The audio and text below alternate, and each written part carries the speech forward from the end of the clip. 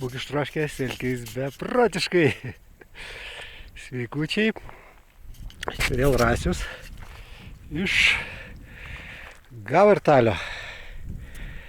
Su Gavartalį šiandien. Spalio 12 diena. Vat, turbūt jau bobų vasarą galima vadinti, nes šiltesnio oro jau turbūt šį rudenėlį nelabai bus. Tai va šiandien 15 laipsnių apačioj slėnyje. Na, aš su dviratuku atvažiavau. Ten apačioj Lindauer Jutė. Ten liko mano dviratukas. Nu, aš tokiam fast and light. Lengvas ir greitas šiandien. Lengvas ir greitas. Be kuprinės, turiu gertuvę, turiu ilgom rankovėm švarkelį nuo vėjo ir 2 batonėlius kišenėje. Ir viskas. Viskas ir gertuvė. Štai ką aš turiu. Ir mano tikslas yra... Ai, pabėgo. Viršūnėlė ten su kryžiu. Tuoj, parodysiu. Kryžius matosi. Aš link jo einu, tai mano bus pagrindinis šiandien tikslas yra pasiekti, kas toliau šituo, ko gero, žemyn nesileisiu nuobodžiu maršrutėliu, eisiu Keterą ten tolyn. Ir, nu, prieš viršūnę, kol čia lipu, tai nusprendžiau šiek tiek pakalbėti. Pirmiausiai padėkoti noriu. Kas žiūrit YouTube'ai mano nuotykius ir ypatingai kas komentarą kokį parašot į temą, tai ačiū už tai. Na ir aišku, tokie dalykai tai biškį paskatina kažkiek dažniau išsitraukti kamerytę ir kažką įrašyti, bet namų sąlygom kažkaip neturiu šitą labai norą daug, bet vat, kai išeini prasivalyti galvą su tokiais vat vaizdais, viršūnėlė čia yra Sulzfluch, perėja apačioj. Tai vat Ketera eina, kitoj pusėje Ketero šitos visos, kalnų grandinė Šveicarija. Čia apatiniai daly yra perėja. Ten 2800 kažkur viršūnėlė. Čia yra... Nežinau, gal apie 2400 turbūt perėja, 2300 gal. Kiek tada, kas ten, tas Schwarzhorn, 2500 viršūnė. Nu ir čia 3 bokštai, vat vasarą į vidurinį buvau įlipęs, yra 3 video padaryti. Šitas, parasparnį skraido ir šitas Drussenfluch. Nu ir čia žiemą vat, yra, šita vat perėja toliau tarp snieguotos dalies ir nudžiūvusios, kur ištirpusios, yra Ofa. Ir Ofa pas vadinasi viršūnėlė, ta Ofa tokia, nu, freeridinė tokia nebloga, bet kai lavinių pavojus nėra, nes čia šiaurinė pusė, čia tai lavinų faktiškai nėra, tik tai, nu, pavasarį būna nuo šitos Drussenfluch, būtent ant tos perėjos ir ten kažkur vat eina. Žemyn, vat, nustačių vietų krenta, bet šiaip tai šitos pusės lavininis pavojus didesnis. Gerai, daug pasakot pradėjau. Apie dalykus gal ne visai reikšmingus jums. Nu ir aš nusprendžiau tada kiekvienam video ten kažkokią temelę trumpą paliesti. Nu ir noriu biškį tada pakalbėti trupučiuką apie tokius dalykus, kodėl mes vienus dalykus norim daryti, o kitus dalykus nenorim daryti. Vat kodėl taip pasąmoniai pas mus kažkaip yra užprogramuota, kad kažkam yra, būna, kaip pavyzdys, vat sunku padaryti tokį dalyką, kaip šiukšlės, pavyzdžiui, išnešti, nueiti į parduotuvę ar dar ten panašiai. O kitiems yra tiesiog juokas yra. Arba, nu čia kaip pavyzdį, tokį banalų gal elementarų. Bet jų čia galima 100 000 prigalvoti. Tai viskas yra mūsų pasąmonėje užrašyta. Tuoj dar išėjau labai gražią vietą, tai pertrauksiu ir parodysiu. Einu čia bedugnės kraštą. Tokias atstovė. Ir čia Šruns miestelis. Montafono širdis, galima sakyti, Šruns. Ten visa kultūra susikoncentruota. Priešais yra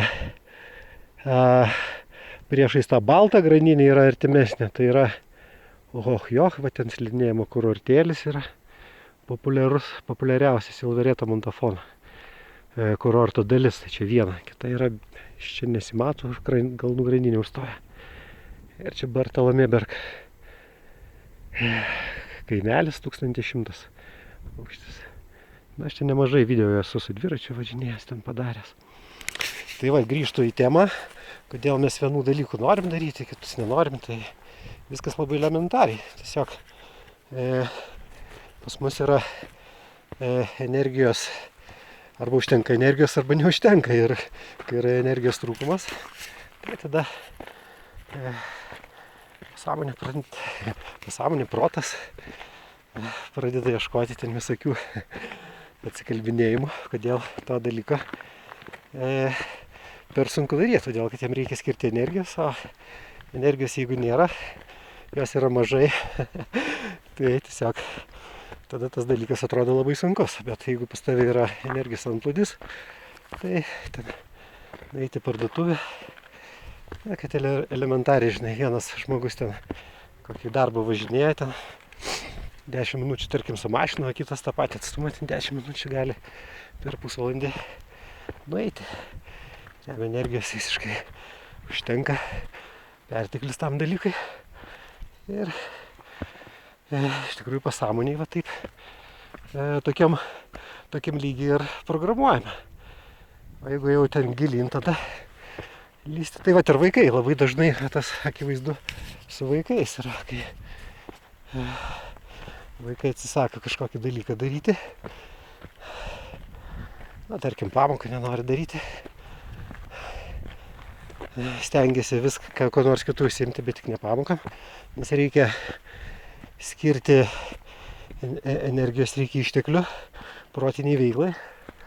Va, čia dar vienas toks gražus apžvalgos taškas. Ir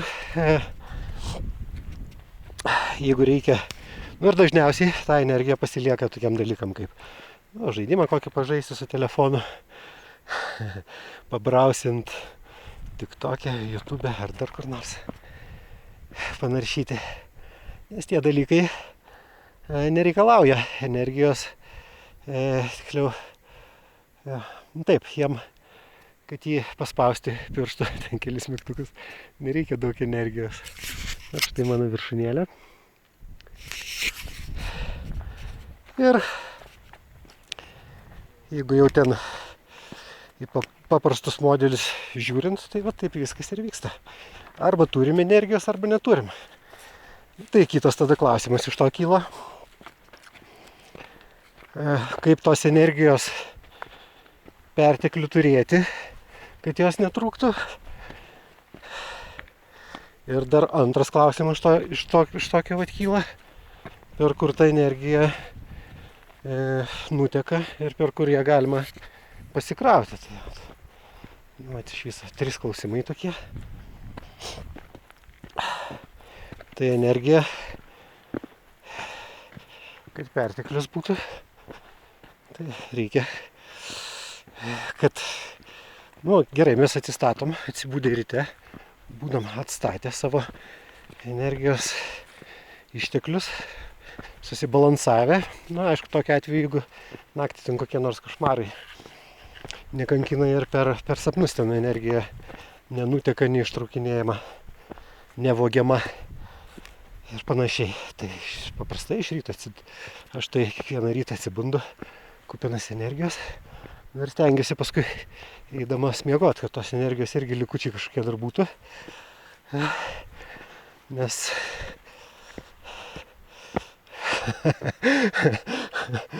Na gerai, kad lovos reikalams užtektų energijos. Va taip pasakysim. Ir dabar kitas einam toliau judam. Ta energijos tema, nutekėjimą, tai kaip energija pas mus įeina ir kaip išeina. Tai viskas eina ir išeina per dėmesį. Kur mūsų dėmesys, ten mūsų ta energija ir nuteka. Tai vat jeigu dėmesys yra nesvarbiuose dalykuose, tai tada dažnai kažkokiem svarbiem dalykam tos energijos gaunasi trūkumas didžiulis. Vat, koks stovi uola kokia laikosi. Nu ir faktiškai svarbiausia tada svarbus labai dalykas yra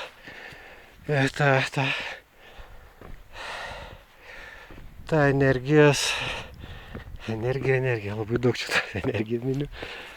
Savo dėmesį, stengtis dėmesį koncentruoti į tokius dalykus, kurie daro teigiamą poveikį gyvenimui. Ir atsisakyti tokių dalykų,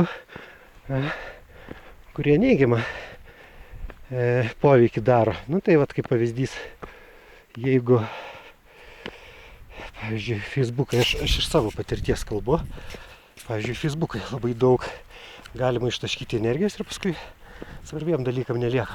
O Facebookas faktiškai yra labai didelis dėmesio vagis, tuo pačiu energijos. Ir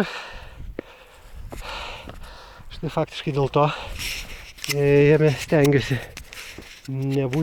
neleisti laiko, tik tai labai trumpam, dažniausiai kasdien. Tai aišku, jeigu atostogas, tai savaitę neįsijungiu būna, bet stengiuosi kasdien ar kas antrą dieną trumpai prisijungti, pasižiūrėti, ar kažkas žinutės neatsiuntė ir panašiai. O kas ten vyksta toliau tam Facebook'e, man visiškai, pavyzdžiui, neįdomu yra. Ir savo dėmesį tam neskiriu, mano energija per tai nenuteka. Nes yra dar, jeigu judant prie trečio klausimo, kaip tą energiją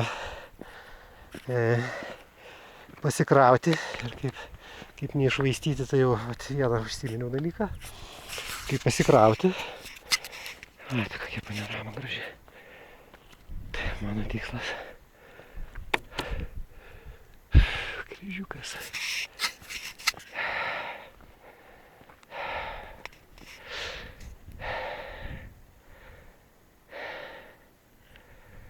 Tai vat, faktiškai gerai, čia gal kitam video paliesiu tą temą apie energijos nutekėjimą. Dabar manau, kad pakankamai išplėtojau temą ir aš jau čia, 14 minučių tauškiu. Štai Gaišpic 2334 metrai. Nėra jokių numyrėlių, faina. Toks žiedas, irgi toks simbolis labai. Čia horizontalus tai yra mūsų žemė, vertikalus tas rastas, jungiantis dangų su žeme. Ir šitas toks apvalus gaunasi kaip, irgi toks kaip simbolis, kaip surišantis. Lyg tai vat, tą vietą, kur persidengia, laikantis vat.